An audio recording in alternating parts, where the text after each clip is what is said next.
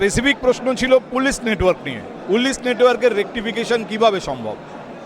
প্রথমত হচ্ছে টাকা দিয়ে পোস্টিং আর রাস্তা থেকে টাকা তোলা, আর সব থেকে বড় কথা বিভিন্ন করাপশানকে ব্যাকএন্ডে সাপোর্ট করা। এটা যদি বন্ধ হয় তাহলেই অনেকটা স্বচ্ছ হয়ে যাবে। কারণ রিক্রুটমেন্ট থেকে আরম্ভ করে কাজ, যে পোস্টিং থেকে আরম্ভ করে যে অন্যান্য যে পুলিশের বিভিন্ন ব্যবস্থা আছে, যে থানার ডাক মাস্টার, টাকা তোলা, এগুলো যত মিনিমাইজ করা যাবে তত প্রশাসন স্বচ্ছ হবে। বিধানসভায় মাঠের রাজনীতি থেকে পরিষদীয় রাজনীতির ক্ষেত্রটা একদম ভিন্ন। মাঠে আমি যা ইচ্ছে তাই বলে দিতে পারি, কিন্তু সেখানে নিয়ম শৃঙ্খলা মেনে কথা বলতে হয়। তার একটা নির্দিষ্ট রূপরেখা আছে। বৈদ্যুতিক চ্যানেলের মাধ্যমে আমরা পার্লামেন্ট দেখার সুযোগ পাই, বিধানসভার সুযোগটা কম, কিন্তু যতটুকু দেখে বুঝেছি খুব একটা ফারাক নেই।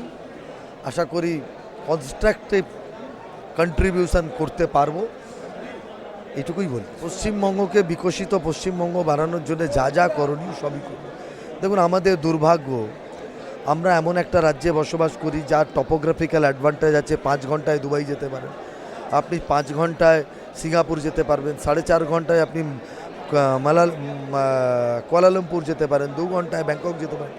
আমাদের road connectivity, port connectivity, river connectivity আছে। আমাদের চিপ লেবার আছে, 3 ফসলি জমি আছে, সারপ্লাস পাওয়ার আছে, কিন্তু তারপরে উড়িষ্যা উন্নয়নের রাস্তায় আমরা পিছিয়ে আছি। আমাদের সমস্ত কাজকর্মই এটার জন্যে হবে, আর তাতে যা কন্ট্রিবিউট করা যেতে পারে সেটা। বিধানসভায় সজল ঘোষকে দেখিনি, পুরসভায় দেখেছি। বিধানসভায় কেমন হবে? আমি একদিন মনে মনে ভেবেছিলাম এই বিধানসভায় আসব, কারণ একদিন বিধানসভা ভিতরে বিক্ষোভ করার অভিযোগে, বিধানসভার ভেতরে বিক্ষোভ করার অভিযোগে আমাকে 3 দিন জেলে পাঠানো হয়েছিল। আমরা সেই ছেলেটা, যে ছেলেটা আমি বিধানসভার ভেতরে বিক্ষোভ করেছিলাম, হ্যাঁ, জ্যোতিবাবুর মুখ্যমন্ত্রী থাকাকালীন। তো তখনই আমি মনে মনে ভেবেছিলাম নিশ্চয়ই একদিন এই বিধানসভায় আমি আসব। এটা এমন একটা বিধানসভা যেখানে কুণাল ঘোষও থাকবে, সজল ঘোষও থাকবে। হ্যাঁ, আমি দেখি ওর বিরোধী দলনেতাও হতে পারে, হয় কুণাল নয় মদন। হ্যাঁ, এরাই হবে। হ্যাঁ, শোভনদেব চট্টোপাধ্যায় আছে।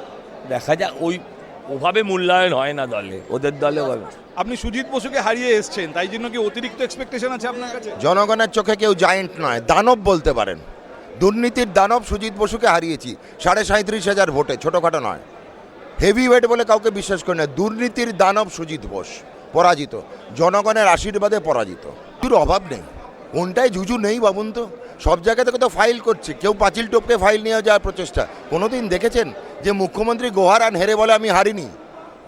মানসিক ভারসাম্য হারিয়েছেন। ওনাকে তো খুব সত্তর চিকিৎসার প্রয়োজন পাবে, সবাই বিচার পাবে। অতিরিক্ত দায়িত্ব না, সবার দায়িত্ব, খালি এমএলএ এমপিদের দায়িত্ব নয়, জনসাধারণের দায়িত্ব। আমাদের সঙ্গে সহায়তা করুন, ওনার আশীর্বাদ আমরা পেয়েছি, আমরা জনগণের সঙ্গে আছি। আমূল পরিবর্তন হবে, এই দেখে নেবেন, আমূল পরিবর্তন। 5 বছর লাগবে না, 5 মাসেই বাঙালি বুঝতে পারবে কি পরিবর্তন এলো। হচ্ছে একটা অরাজনৈতিক দলের সঙ্গে একটা রাজনৈতিক দল, যাদের নীতি রয়েছে, আদর্শ রয়েছে, সংবিধান রয়েছে, কনস্টিটিউশন রয়েছে পার্টির, এবং পার্টির একটা ডিসিপ্লিন আছে। এটা প্রথমে ছিল একজনের দল, এখন 2 জনের দল হয়েছে। মমতা ডুবিয়েছে বাংলাকে, অভিষেক ডুবিয়েছে দলকে। আমি বলছি না, দলের লোকেরাই বলছে, এবং এটা ঘটনা। বিরোধী তো না, করেনি কিছু, নিজেদের সমস্ত পকেটস্থ করা ছাড়া। সে মিউনিসিপ্যালিটি থেকে কর্পোরেশন, ডিপার্টমেন্ট, মিনিস্ট্রি, বেশিরভাগ এমএলএ, বেশিরভাগ এমপি, তারা শুধু নিজেদের বৈভব আর নিজেদের আর্থিক স্বচ্ছন্দর দিকে তারা চিন্তাভাবনা করেছে। বাংলাকে নিয়ে, পশ্চিমবাংলাকে নিয়ে কেউ ভাবেনি, চিন্তা করেনি।